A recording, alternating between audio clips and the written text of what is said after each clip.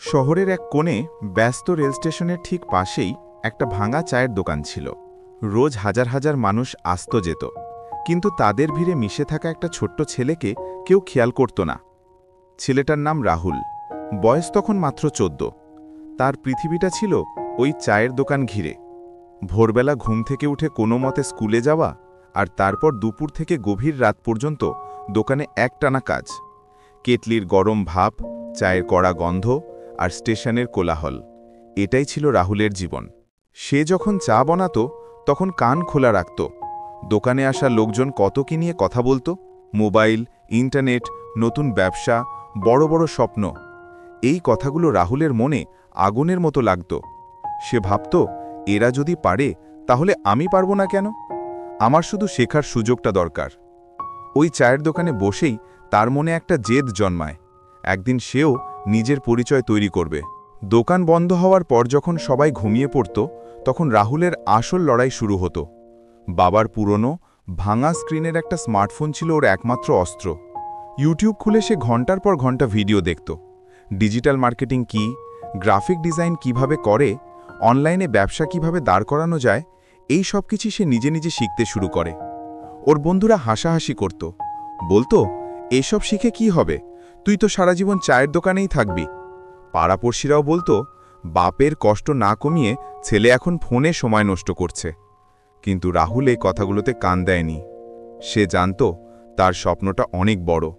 সে রাত জেগে কাজ করত, ডিজাইন শিখত, আর ছোট ছোট ক্লায়েন্টের জন্য ফ্রিল্যান্সিং শুরু করল। প্রথম দিকে কাজ পেতে খুব কষ্ট হতো, অনেক রাত না ঘুমিয়ে কেটে যেত, কিন্তু সে হার মানেনি। চায়ের দোকান থেকে পাওয়া সামান্য টাকা আর ফ্রিল্যান্সিং থেকে আসা অল্প কিছু আয় জমিয়ে সে নিজের জন্য একটা সেকেন্ড হ্যান্ড ল্যাপটপ কিনল। সেই দিনটার কথা ভাবলে আজও ওর চোখে জল চলে আসে। ধীরে ধীরে ওর কাজের সুনাম ছড়াতে লাগল। ছোট ছোট ক্লায়েন্ট থেকে বড় কোম্পানির কাজ পেতে শুরু করল। টাকা জমিয়ে সে একদিন নিজের একটা ছোট্ট অনলাইন স্টার্টআপ খুলল। ব্যবসার মূলমন্ত্র কী হবে তা নিয়ে ভাবতে হয়নি। চায়ের দোকান থেকে সে একটাই জিনিস শিখেছিল, গ্রাহকের মন জয় করতে হলে আন্তরিক হতে হয়, তাদের প্রয়োজনটা বুঝতে হয়। সে তার প্রতিটি ক্লায়েন্টের সাথে ঠিক সেভাবেই মিশত, যেভাবে তার বাবা চায়ের দোকানের খদ্দেরদের সঙ্গে মিশত, একরাশ আন্তরিকতা নিয়ে। আজ রাহুলের কোম্পানিতে প্রায় 40 জন কর্মী কাজ করে। যে ছেলেটা একসময় চায়ের দোকানে কয়লার ধোঁয়ায় দোটে থাকত, সে এখন মাসে লাখ লাখ টাকা আয় করে। তার গল্প এখন অনেকের কাছে অনুপ্রেরণা। কিন্তু এত কিছুর পরেও রাহুল তার শুরুটা ভোলেনি। সে আজও মাঝে মাঝে সেই পুরনো স্টেশনে যায়। ভাঙা চায়ের দোকানটা এখন আর নেই, কিন্তু সেই জায়গাটার সামনে দাঁড়িয়ে সে একা একা বলে, এখান থেকেই আমার সব কিছু শুরু হয়েছিল। রাহুলের এই গল্প আমাদের শেখায়, স্বপ্ন দেখার জন্য বড় জায়গা বা অনেক টাকার দরকার হয় না, দরকার হয় একটা বড় মন, ধৈর্য আর শেখার অদম্য ইচ্ছা।